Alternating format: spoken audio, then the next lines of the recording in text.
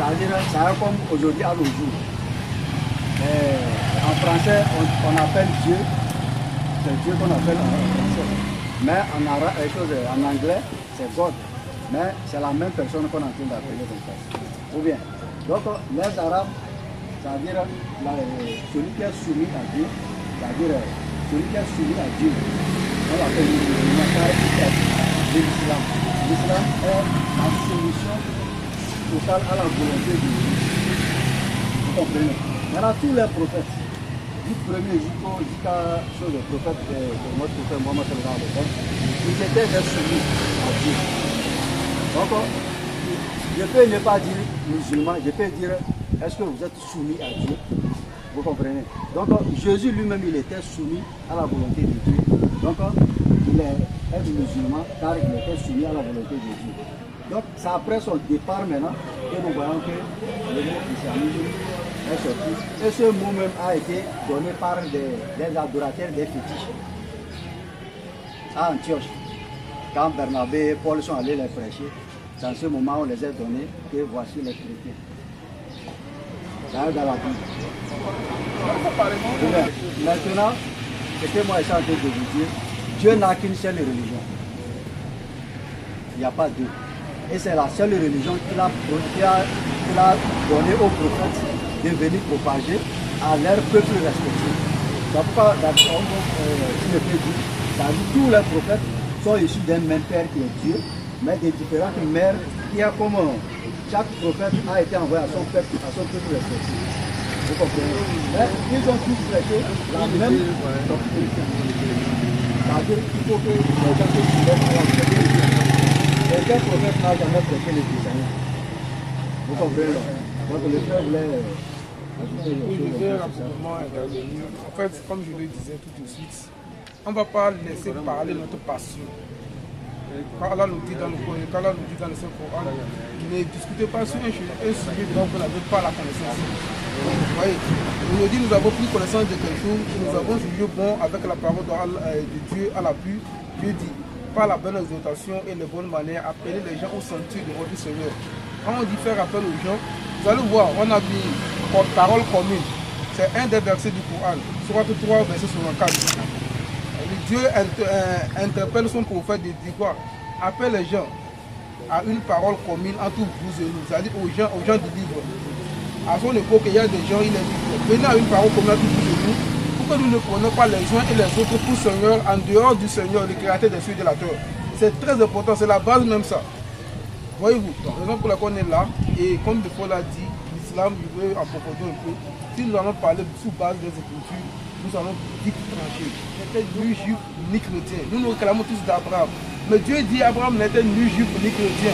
Mais il était entièrement soumis à Allah. Quelqu'un qui est soumis à Dieu, c'est qu'il est musulman. Il est musulman, il est musulman en arabe, en français, mais entièrement soumis à Dieu. Maintenant, nous allons toucher aussi la Bible. Quand nous lisons tous les passages de la Bible, nous voyons que Jésus était soumis à quelqu'un, à un être suprême à lui. Vous voyez, il y a toujours quelqu'un au-dessus de lui et qui est appelé le terme Père. Mais quand nous voyons aussi dans Hébreux 5, Hébreux 5, le verset 7. Je me qu'on rentre dans les Écritures, on va voir qu'est-ce que les Écritures disent. Dans sa vie, durant sa vie terrestre, Jésus adressa des prières et des supplications accompagnées des grands cris et des larmes à Dieu qui pouvait le sauver de la mort.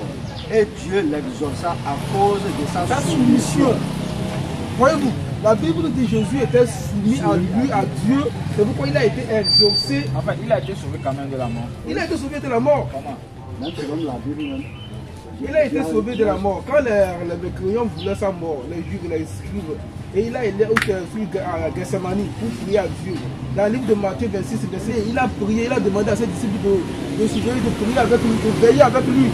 Il a dit au Père, fais que cette coupe-là s'éloigne de moi. Mais pas ma volonté, mais pas à cause de ta volonté. Donc, il a demandé, il a mis la volonté de Dieu au-dessus de sa volonté. Vous voyez, et la volonté de Dieu n'est pas, Dieu ne l'a pas envoyé pour venir mourir pour quelqu'un. Dieu l'a envoyé pour venir pour annoncer le message, comme nous sommes en train de le faire. Quand vous annoncez le message aux gens, les Juifs avaient réservé la mort aux prophètes. Pour eux, c'est de les tuer. Quand Dieu dit la vérité, faire ceci, faire ceci. On est né avant toi. Nos parents là, nos ancêtres là, comme il vient de le dire. Est-ce que nos ancêtres nous ont laissé? Moïse ne nous a pas appris cela. Entre les chrétiens. Oui, la parole. Non, posez la question. C'est-à-dire, je voulais savoir, entre les deux religions là, l'islam et le christianisme là, entre le christianisme et l'islam là, quelle était la première religion? Là, je pense que l'islam est la première religion. Pourquoi? C'est l'islam qui a été prêché depuis la création du monde. Et nous avons des versets à la fin. Mais le christianisme, comme vous le vient de le dire, le christianisme a vu jour après que Jésus soit passé. Donc aucun prophète de Dieu n'a prêché le christianisme. Je vous dis la vérité, vous consultez la Bible de Genèse jusqu'à Apocalypse, il n'y a pas le mot christianisme écrit noir sur blanc quelque part. 25, 26. Nous allons interroger la Bible. Bon, verset 25 à 26. Barnabé s'est rendu ensuite à Tars pour chercher Saul. Et l'ayant trouvé, il l'amena à Antioche. Pendant toute une année, ils se réunirent aux assemblées de l'église. Et ils enseignèrent beaucoup de personnes. Ce fut à Antioche, pour la première fois, que les disciples furent appelés chrétiens. Voyez-vous déjà, ce fut à Antioche la première fois. Ça veut dire que tout Abraham, Isaac, Joseph, ils sont tous morts. Ils n'ont jamais entendu Personne n'a entendu le mot christianisme. Vous êtes chrétien même. Mais c'est à Antioche pour la première fois qu'on a appelé Paul et Barnabas chrétiens. Et dans les commentaires même de Jérusalem, on dit que chrétien c'est un sobriquet. Sobriquet veut dire quoi? Quelque chose de fait de donner du nom et d'insulter une personne. Oui, chrétien. C'est le commentaire biblique, c'est. Nous on n'a découvert pas, mais Jésus qui a fait des faits, Jésus-Christ lui-même de son vivant, il n'a jamais entendu le mot chrétien. Donc comment voulons-nous l'attribuer le mot christianisme, la religion christianisme? Pour moi lui-même il n'a pas prononcé. La religion pour Dieu, c'est l'islam. Ouais, nous interrogeons. Entre Mahomet et Jésus, qui était le premier venu? C'est Jésus. C'est lui qui était le premier venu. Jésus-Christ a vécu avant Mohammed. Jésus-Christ a vécu avant Mohammed. Donc le parcours de Jésus, son adoration, tout ce qu'il a fait sur la terre, c'est qu'il veut dire que c'est néant quoi. En quoi? C'est-à-dire que si aujourd'hui, par rapport à ce que vous dites que la vraie religion c'est l'islam, donc avant Jésus et après Jésus, donc tout ce que Jésus est venu faire, donc quel est le rôle du passage de Jésus sur la terre? Je peux vous poser une question. Comment est-ce que Jésus priait? Pardon? Comment est-ce que Jésus priait? Il priait à son Père. Oui, comment est-ce qu'il priait? Comment il priait? Sa façon de prier, il priait comment? Non, il adressait toujours la prière à son Père. Comment? Bon, je peux vous lire un passage. Il s'agenouillait et il priait. Front contre cœur. Pardon? Non, tout ça, on ne se convient pas. C'est-à-dire que prier, agenouiller, prier, c'est-à-dire comment tu veux se soumettre à ton Dieu. Tu peux t'agenouiller, tu peux mettre le front à terre. Tu comprends ce que c'est? Une soumission à Dieu. C'est un signe de se soumettre, ce n'est pas un signe de la religion. Non. Je vais vous poser une question. Qu'est-ce que vous pensez, qu'est-ce que vous voyez que Mohamed conteste par rapport aux actes de Jésus? Qu'est-ce que Mohamed conteste aux actes? Oui. Non, je ne sais pas ce qu'il conteste, c'est à vous de me dire ce qu'il conteste. La raison pour laquelle les frères vous ont dit que Jésus et Mohamed, ils ont envoyé la même chose. Ils ont été envoyés par une seule personne, Dieu. Ils ont fait les mêmes choses, ils ont fait les mêmes pratiques. Mais dans votre intervention, on a remarqué que vous avez tendance à mettre un peu de différence entre ce que... Vous avez dit que tout ce que Jésus avait fait, c'est comme c'est vain, c'est inutile. La raison pour laquelle moi j'aimerais que vous nous démontrez que Jésus avait fait quelque chose, que Mohamed est venu faire le contraire. Ou bien que nous faisons le contraire. Non, c'est-à-dire que c'est vos propos, ou bien le propos du frère. Oui. Il dit que la vraie religion, c'est la soumission. À Dieu. À Dieu. Oui. Et c'est celle qui est l'islam. Oui. C'est pourquoi je le demande. Entre Jésus et Ismaël, Mohamed, qui était le premier? Il me dit que c'est Jésus. Donc si Jésus était le premier, donc c'est que lui l'a enseigné, ou bien son parcours, est-ce que, vous dites, on dit que ce n'est pas le christianisme? Tous sont d'accord qu'avant Jésus, il n'hésitait pas à le christianisme. Maintenant, là, lui, là, ce qu'il a fait là, comment on va l'appeler? La raison pour laquelle nous, on a voulu vous poser une question. Qu'est-ce que Jésus a enseigné que les musulmans ne pratiquent pas ça aujourd'hui? qu'est-ce que Jésus a enseigné? Oui. Jésus a enseigné beaucoup de choses que les musulmans ne pratiquent pas. Exemple. Jésus a dit que je suis le chemin, la vie et la vérité. Oui, les musulmans font quoi? Moi, je suis le chemin. Personne ne peut venir au Père s'il ne passe pas par moi. Ce qui n'est pas dans le Coran. C'est-à-dire, j'aimerais bien vous comprendre. Jésus a dit qu'il est le chemin. Le chemin. Donc, vous avez déjà vu un musulman qui nie Jésus? J'ai déjà vu, j'ai entendu les musulmans nier Jésus. Vous avez entendu les musulmans nier Jésus? Nier le christianisme ou bien nier Jésus? Non, ne pas nier le christianisme, mais nier que Jésus n'était pas mort pour nous. Vous avez, là où vous êtes là, Jésus n'était pas venu mourir pour quelqu'un. On va en venir là-bas. Là où vous êtes là, vous pouvez prouver par la Bible que Jésus était mort. Je peux bien prouver par la Bible que Jésus était mort. Par exemple, le verset même que vous avez pris, le verset 5 là, le verset 7 là. Quand Jésus criait à son Père, ce n'était pas à Gethsémane qu'il criait. Quand il priait à son Père là. C'est-à-dire que tout ce que la Bible disait là, il y a des paraboles dedans, il y a des témoignages dedans. Parce que si on prend Matthieu jusqu'à Jean là, ils ont rendu témoignage de Jésus. Ils ont rendu ce que Jésus a fait. Il y a certains, même Paul n'était pas avec Jésus, mais avec l'Esprit Saint là, il a rendu témoignage. Donc le Nouveau Testament là, c'est un témoignage. Je peux vous poser une question sur le témoignage. Pardon? Je peux vous poser une question sur le témoignage. Par exemple, Jésus était sur la croix. Il y a eu des gens qui furent témoins. Ils ont vu des faits. Ce sont ces derniers maintenant qui peuvent nous dire que non, Jésus était sur la croix, qu'il est mort. N'est-ce pas? Bon. Nous allons vous donner 3 versets. Vous allez nous dire si réellement ces témoins, ils ont dit vrai ou faux.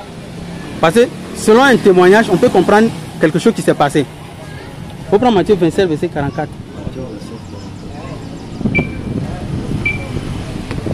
Les brigands crucifiés avec Jésus, l'insultèrent de la même manière. Je continue. Il faut relire. Les brigands crucifiés avec lui, c'est-à-dire Jésus, l'insultèrent de la même manière. Vous pouvez nous lire Marc 15, verset 32. Marc 15. Ça, tu prépares Luc 23, verset 39 là.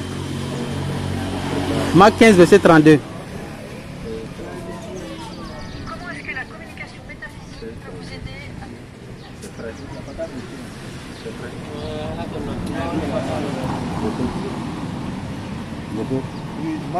Marc 15, verset 32. Oui, Marc 15, verset 32.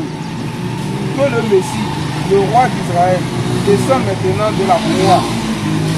Si nous voyons cela, alors nous croirons en lui.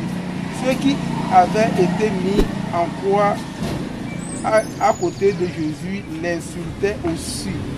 Il faut lire Luc 23, verset 39 là.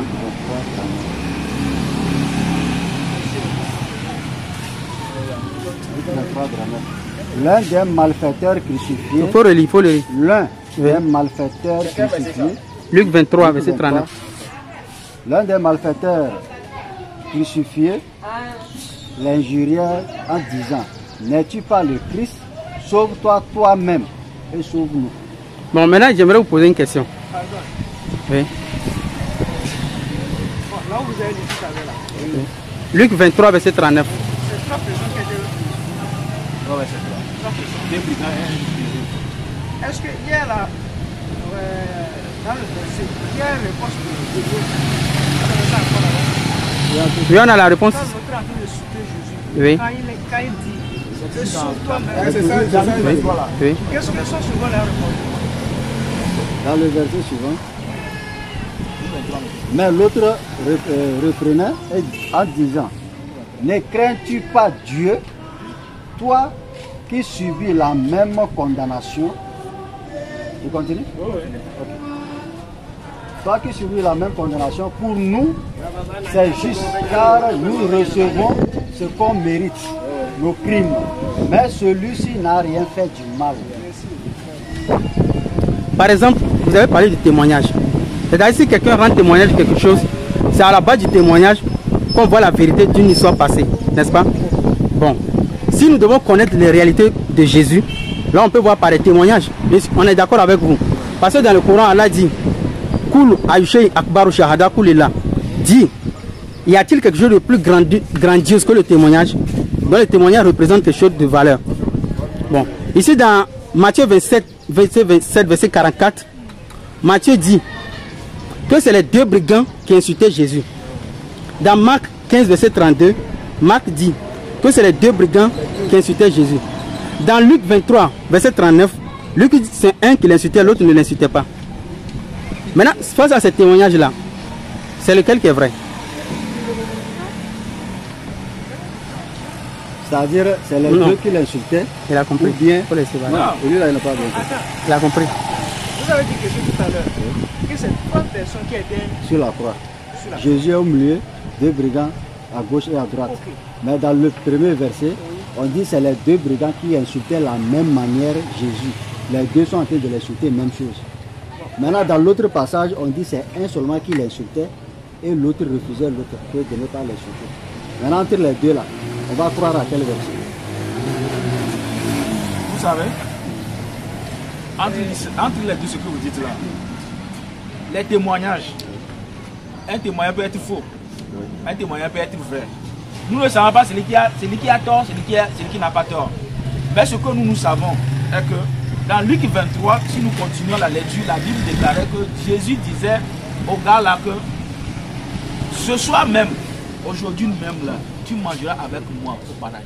Grand frère, je ne sais pas si vous avez compris ma question. Hein.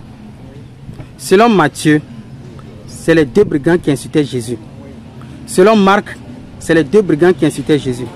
Selon Luc là, c'est un qui l'insultait. Maintenant, je vous ai posé la question. Entre Matthieu, Marc et Luc, qui dit vrai? Qui a le vrai témoignage? Nous, on ne peut pas dire que c'est ici dit vrai, c'est ici dit faux. Donc on peut s'arrêter là. On peut s'arrêter là. On peut s'arrêter là. Moi, il va... l'islam, on peut vous laisser aussi la parole.